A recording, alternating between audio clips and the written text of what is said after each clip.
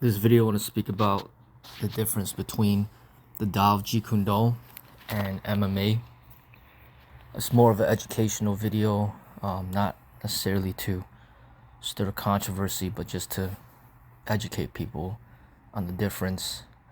Tao of Jeet Kune Do is created by Bruce Lee, the legend of the martial arts. So with the MMA, I would say, maybe Dana White is the head of that UFC organization that kind of kicked it all off, and they call it mixed martial arts. And it's a competition for fighting, UFC Ultimate Fighting Championship, and it happens in a cage. That's what sets it apart from things like boxing and kickboxing.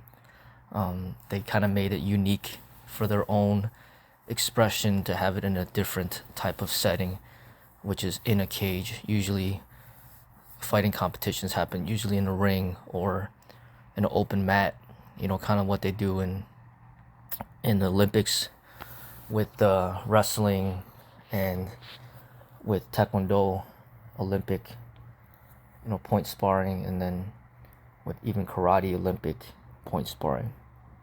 So MMA is more associated with the cage fighting, which they have their rules. They do wear gloves. They're smaller gloves, smaller than the boxing gloves, and they don't wear shoes, and they have certain rules of things that you can and can't do. Obviously, things like hitting in the back of the head and certain pressure points, breaking fingers and biting and eye gouging and pulling the hair. It's just certain things that you can't do. Like hitting the groin area, things like that. Now with the Tao Jeet Kune Do, that is Chinese American.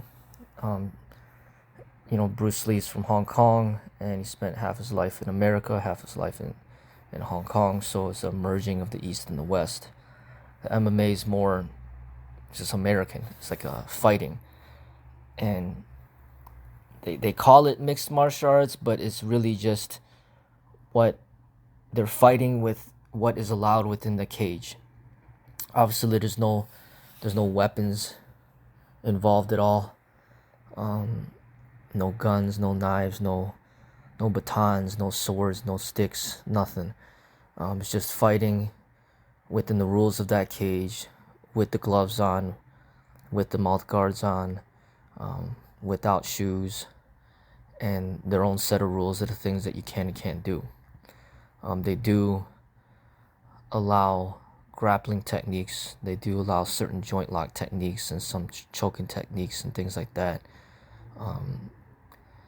And usually it's about 3 rounds, maybe 5 minutes each. With the Tao Jeet Kune Do, it's not a sport. It's not like fighting in a cage. It's not fighting in a boxing ring. Obviously, there's sparring involved, which is like analyzing the science behind combative techniques designed for like street survival. And Tao Jeet Kune Do basically translates to the way of the intercepting fist. So Bruce Lee really was about the science of like efficiency and practicality. So just basically talking about how to properly defend yourself against somebody efficiently is you need to intercept their attack. So basically you attack them as they're trying to attack you, and that's the best way to stop them as quick as possible, rather than like blocking and then attacking. Is you're basically blocking and attacking at the same time. So hence like intercepting fist. And there's a lot of philosophy involved in his art. A lot of teachings from Buddha, and the foundation of his art is grounded off to the Tao Te Ching. So people that are interested in learning about the Tao of Jeet Kune Do, they should definitely study the Tao Te Ching and really get familiar with that text. Basically, that is the foundation of the teachings. So the more that you understand the Tao Te Ching, the more that you're going to understand the Tao Jeet Kune Do. So there's a lot of philosophy and spirituality and meditation involved in the Tao Jeet Kune Do. This is not the case with the MMA. The MMA is just fighting, and fighting for sport, fighting for fame, fighting for money, fighting for entertainment. That is not the same as just art, and Tao Jeet Kune Do is an actual martial art. It is not a sport. So MMA is like more closer to boxing, more closer to wrestling. It's not like martial art like the Tao Jeet Kune Do. Tao Jeet Kune Do is more of a way of life, if anything, because there's a spirituality, there's a philosophy behind it, and the techniques for Tao Jeet Kune Do is designed for street combat, street survival. In Bruce Lee's movies, he would, entertain us in different ways, but in the movies you see him using the bull staff, you see him using nunchucks, you see him using double sticks. So he would use various weapons in his movies. You don't really see him using the firearms. He didn't use the firearms in the movies, but sometimes you see a few guns in his movies, but he basically would use mostly every weapon other than the gun. Some people he was fighting were using swords against him, and then he would be using the sticks.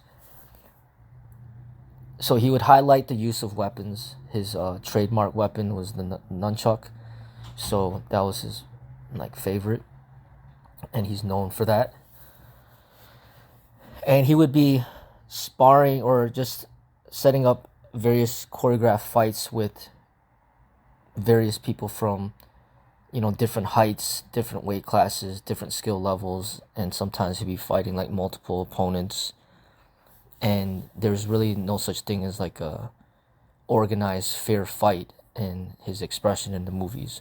Whereas in MMA, it's about fighting people of your skill level, your gender, your weight class, your potentially around your age, which is not what reality based on not knowing what you're going to go against. Sometimes you might have to fight somebody younger, sometimes somebody older. You might even have to fight another gender, or might have to fight multiple people. Definitely you'd be fighting people bigger or smaller, way more than you, way less than you, things like that. There's no it's not a set organized way of setting up a fight for entertainment like it is in MMA.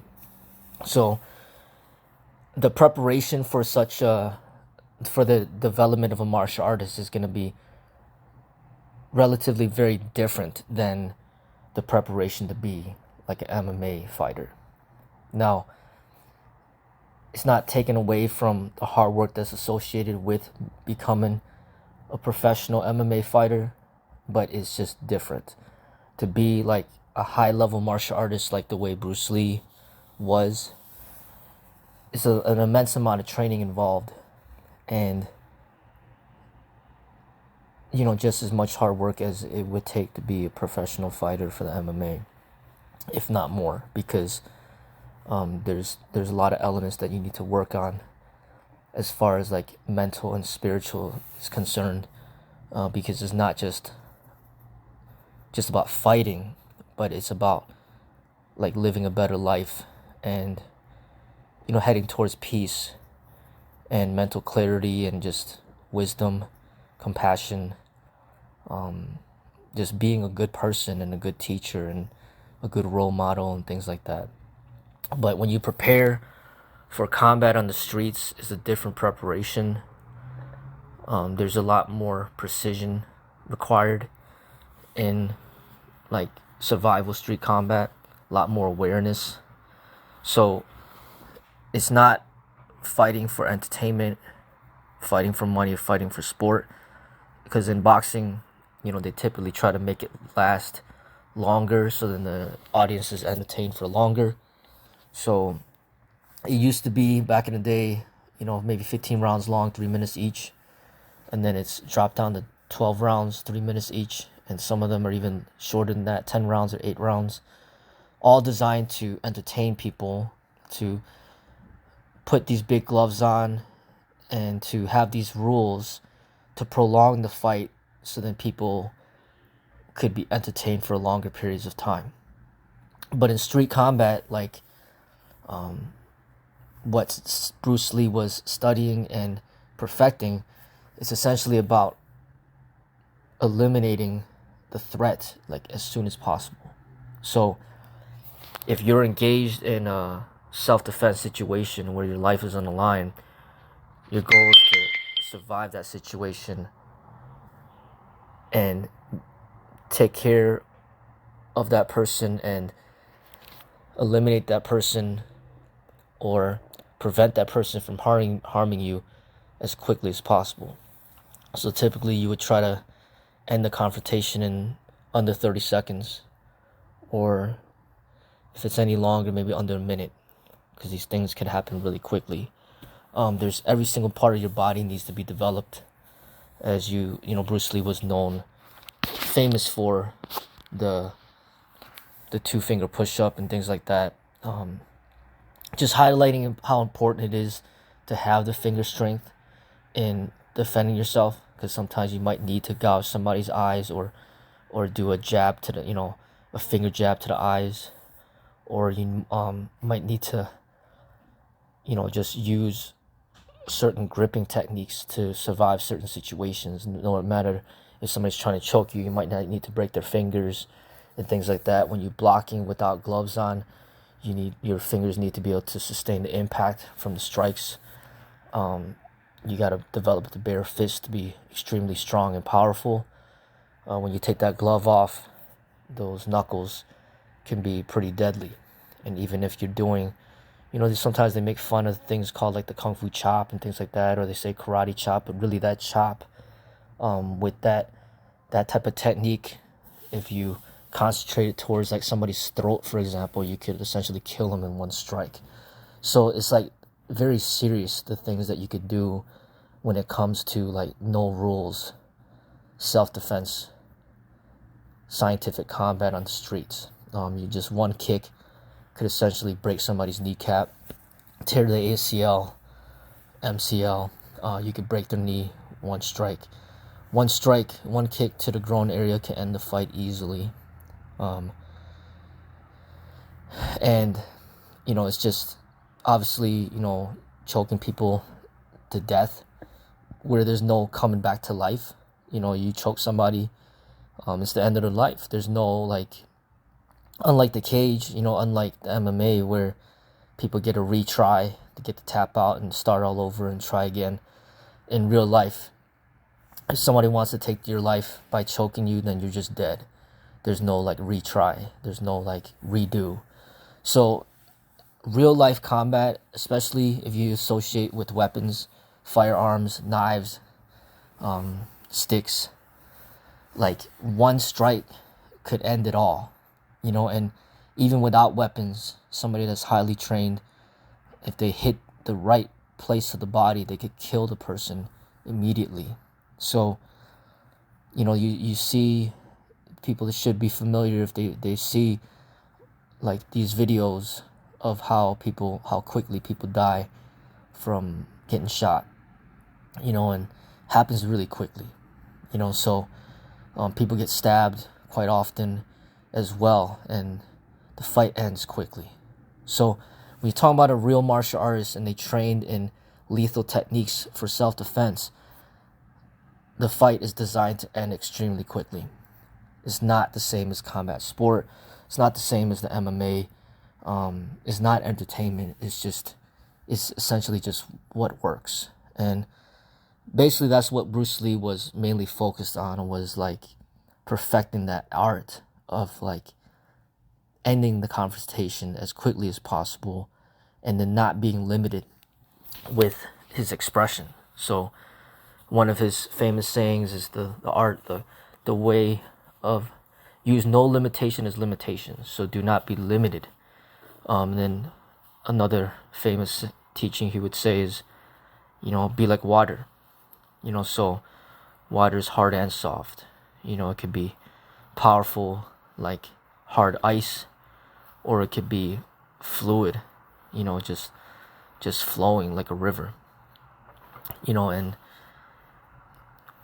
if you look at his movies, some easy quotes that he had said, that were very impactful. He'd say, the art of fighting without fighting. So there goes again some of the philosophy of what he was trying to share. And then there was another time in Enter the Dragon where he was saying, don't overly focus on the finger pointing at the moon, but look at the moon and all of its heavenly glory. So he's basically saying, don't just be so focused on something that is not the truth. So it's almost like looking at the MMA and looking at that as like it's truth, but it's not. Like the real martial arts, the real Kung Fu, the real way is like the sky, the moon is like this endless. And so in real martial arts, there's no limitations. And there's so many limitations in the cage, in the competition, in the sport. There's so many things that you can't do, and that is not the true way of martial arts. The true way of martial arts is limitless. So that's why true martial artists, they train for life. There's no retirement. They train until they die, because there's always something to improve in. There's always something to work on, because it's so vast, just from the unarmed combat alone, you gotta work on the kicking, the punching, the grappling, the groundwork, the joint locking, the choking. There's just so many things that you gotta work on just the unarmed combat alone. And then you add in all the different weapons out there that you could be proficient in. And it's just a journey that just never ends. And whereas you look at sport, boxers only got to worry about the punching, and Taekwondo, they mainly just do the kicking. And then you got some of these judo people that just do the throwing. And then some of the people with wrestling, they just do the ground like wrestling. And even with the MMA, it's restricted, because there's a lot of rules of the things that you can't do to counter some of these ground fighting techniques. And that's just really not really highlighting and truly showing like what is the true way of like survival and true self-defense, because even with Bruce Lee in some of these movies, he ended up even having to bite somebody to get out of a certain hold. And sometimes you have to resort in doing that, and the groin area, it's not off limits, because that's part of the body that you might need to attack in order to defend yourself. But these competitive sports like the MMA, they set up these artificial rules that's not based on reality. It's not based on survival. It's based on entertainment. So they will set the rules up to make more money. But when you study like real survival training in martial arts, it's not about money. It's about what works.